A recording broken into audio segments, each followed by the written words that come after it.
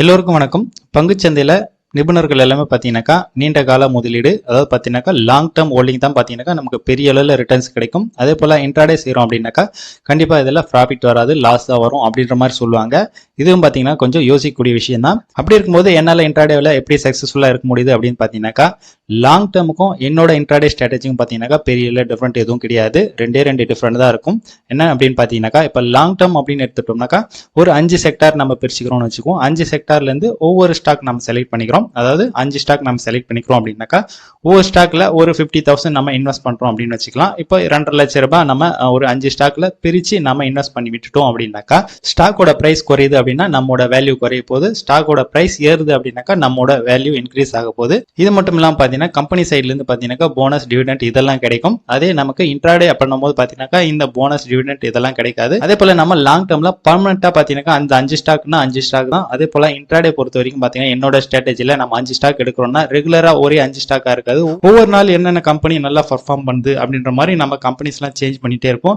இத ரெண்டு வித்தியாசம் தான் பாத்தீங்கன்னாக்கா இந்த லாங் டேர்ம் ஹோல்டிங்க்கும் என்னோட இன்ட்ராடே ஸ்ட்ராட்டஜிக்கும் பாத்தீங்கன்னாக்கா உள்ள வித்தியாசம். மற்றபடி எல்லாம் சேம் தான். அதாவது பாத்தீங்கன்னா லாங் டேர்ம்ல பாத்தீங்கன்னாக்கா நமக்கு ஒரு சில எல்லாம் பாத்தீங்கன்னாக்கா ஸ்டாப் லாஸ் வச்சு ட்ரேட் பண்ணுவாங்க. ஒரு சில எல்லாம் பாத்தீங்கன்னாக்கா ஷேரோட பிரைஸ் குறையுது அப்படின்னாக்கா அங்க ஆவரேஜ் பண்ணுவாங்க. சேம் நம்மோட இன்ட்ராடே ஸ்ட்ராட்டஜில அதே தான். அதாவது பாத்தீங்கன்னா நம்ம ஒரு 2 லட்சம் ரூபாய் வச்சு பிசினஸ் பண்றோம் அப்படின்னாக்கா நம்மோட ஸ்டாக் ஒவ்வொரு நாளைக்கு ஒரு விதமா மாறும். கண்டிப்பா ஸ்டாப் லாஸ் இல்லாம ட்ரேட் பண்ணவே மாட்டோம். அதே போல டார்கெட் பார்க்கும்போது நமக்கு பெரிய அளவில் இருக்கும். அதே போல நம்ம ஒவ்வொரு நாளும் பாத்தீங்கன்னா ப்ராஃபிட் லாஸ் அப்படி யோசிக்க மாட்டோம். மேக்ஸிமம் ஒரு 6 மந்த் ஒன்ஸ் இல்ல 1 இயர்க்கு ஒன்ஸ் தான் பாத்தீங்கன்னா நம்ம ப்ராஃபிட் பத்தி யோசிப்போம். லாஸ்ட் ஒரு 50 மாசத்துல நான் ட்ரேடிங் பண்ணியிருக்கக்கூடிய இந்த ஸ்ட்ராட்டஜில எவ்வளவு ப்ராஃபிட் வந்திருக்கு பர் மந்த்துக்கு இல்ல பர் இயருக்கு எவ்வளவு ப்ராஃபிட் வந்திருக்கு அப்படின்றத நம்ம டீடைலா பார்க்கலாம்.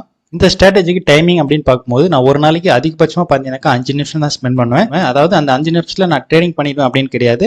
நான் ஆர்டர் பிளேஸ் பண்ணதுக்கான டைம் பார்த்தீங்கன்னா இந்த 5 நிமிஷம் தான். இந்த 5 நிமிஷத்துலேயே பார்த்தீங்கன்னாக்கா ஸ்டாப் லாஸ், டார்கெட் எல்லாமே பார்த்தீங்கன்னா கவர் ஆகிடும். நமக்கு பொசிஷன் இருந்தாலும் கூட இது வந்து இன்ட்ராடே ப்ராடக்ட் அப்படின்றதுனால 3.25க்கு ஆர்டர் குறைப்பாடும். அதனால பார்த்தீங்கன்னா நம்ம ஃபுல்லாக உட்காந்து வாட்ச் பண்ணணும்னு அவசியமே கிடையாது. நம்ம 5 நிமிஷத்துல ஆர்டர் பிளேஸ் பண்ணி சிஸ்டத்தை க்ளோஸ் பண்ணிடலாம்.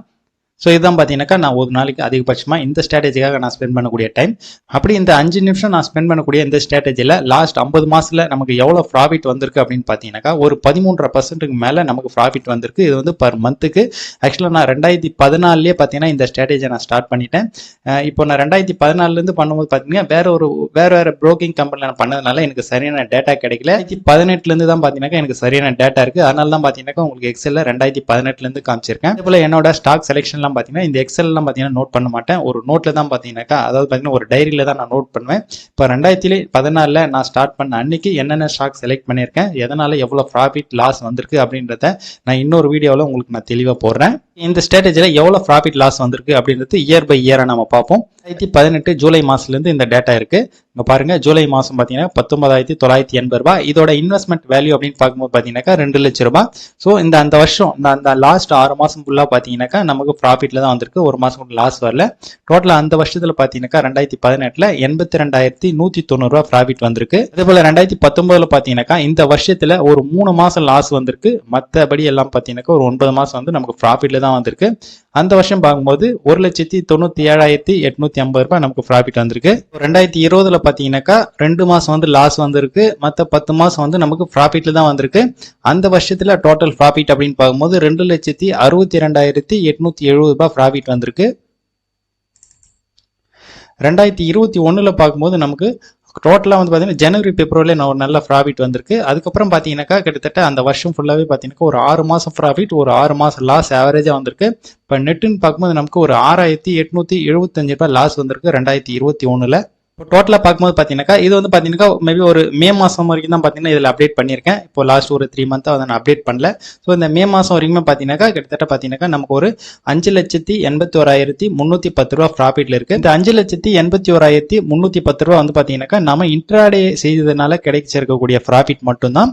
இது இல்லாமல் பார்த்தீங்கன்னா நமக்கு லாங் டேர்ம்ல எப்படி டிவிடெண்ட் போனஸ் இதெல்லாம் கிடைக்குதோ அது போல பார்த்தீங்கன்னாக்கா அடிஷனலாக 2 இன்கம் இதில் இருக்கு. இந்த 5,81,310 ரூபா பார்த்தீங்கன்னா நம்மளோட இன்ட்ராடே இன்கம். அடுத்த இன்கம் பார்க்கும்போது இந்த 47 மாசத்துல 2,35,000 ரூபாய் வந்திருக்கு. இன்னொரு இன்கம் பார்க்கும்போது நமக்கு 38,630 ரூபாய் வந்திருக்கு.